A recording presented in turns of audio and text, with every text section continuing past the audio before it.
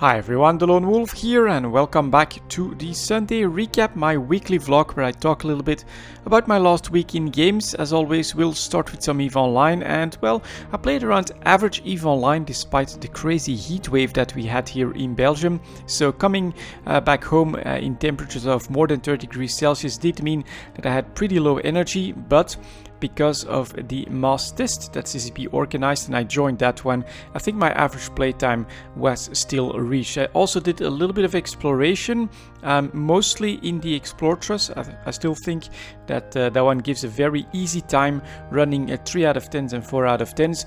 I haven't really had any too good drops, but from time to time you do get some very nice faction pieces. I also ran a couple of abyssal sites, nothing too special there, but it is definitely starting to become a bit of a habit to run weekly abyssal sites, to at least every week organize a bit of an abyssal run period in my EVE Online game time as well.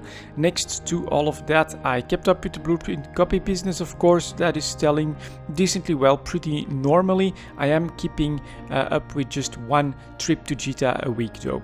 And for my PI, it's just, you know, continuously building up. Some of them are really high though. If you watch EVE Talk, you know that the fuel related PI materials have actually recovered quite a bit, with coolants above 10k and with mechanical parts above 11k. These are actually really great to produce and to sell at the moment, I think. Other than that, there is the Alliance tournament at the moment, of course, but in general it is summertime, so it's definitely a great time to take it easy as well. Next up, we have the only other game that I played last week, which is the World of Warcraft, where of course the pre-patch for Battle for Azeroth has been launched a week before this one, but we also got the release of the first part of the storyline, War of Thorns, where the Horde are really starting the war against the Alliance. They want to take over the World Tree. So it's going to be cut into different parts. I think one episode a week, basically. That's how you could see it. But the big difference is you do unlock world quests. I think they only drop back once every 24 hours, but you get some really crazy gear from that. I have 240 item level boots that dropped. I have several upgrades already from all of the PvP gear that I got, so in general, this is absolutely an amazing catch-up mechanic if you play World of Warcraft, or if you plan to play World of Warcraft for the expansion.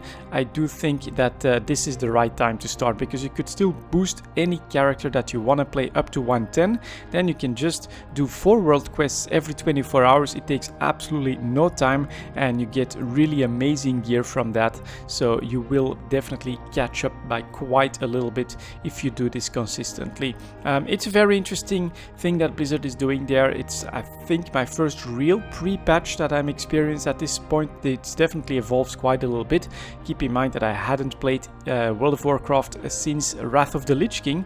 That's where I quit, so I haven't experienced anything between that and the end of Legion.